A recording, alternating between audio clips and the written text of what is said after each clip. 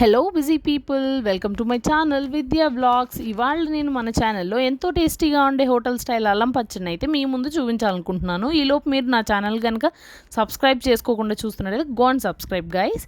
మనకి చట్నీకి కావాల్సిన పదార్థాలు అయితే 2 టేబుల్ స్పూన్స్ ఆఫ్ పచ్చిశనగపప్పు, 2 టేబుల్ స్పూన్స్ ఆఫ్ మినపగుండ్లు, 2 tablespoons of jeera, 1 tablespoon of ఆవాలు, పెద్ద నిమ్మకాయ అంత సైజ్ చింతపండు, ఎండుమిర్చి, 1 టేబుల్ స్పూన్ ఆఫ్ నువ్వులు, చిన్న బెల్లం ముక్క, 2 టేబుల్ స్పూన్స్ ఆఫ్ మెంతులు తీసుకోండి.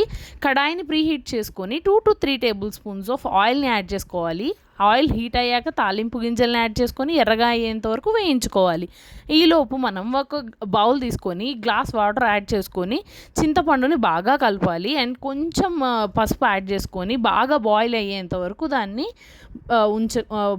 గ్యాస్ మీద ఉంచుకోవాలి. ఈలోపు మనం తిరగమాత గింజల్ని పల్స్ చేసుకొని కొంచెం మెత్తగా అయిన తర్వాత బెల్లం ముక్కని యాడ్ చేసుకొని 1 పల్స్ ఇవ్వండి. నెక్స్ట్ 4-5 అల్లం ముక్కల్ని యాడ్ చేసుకొని మిక్సీని ఒక్కసారి తోడపాసం పెట్టేయండి.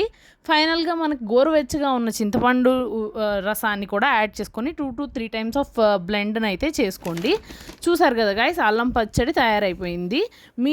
మీరు కూడా ట్రై చేసి మీకు ఎలా వచ్చిందో నాకు కామెంట్ సెక్షన్లో చెప్పండి. That's all for today's vlog. See you in the next vlog. Until then, bye bye, and don't forget to subscribe my channel for more.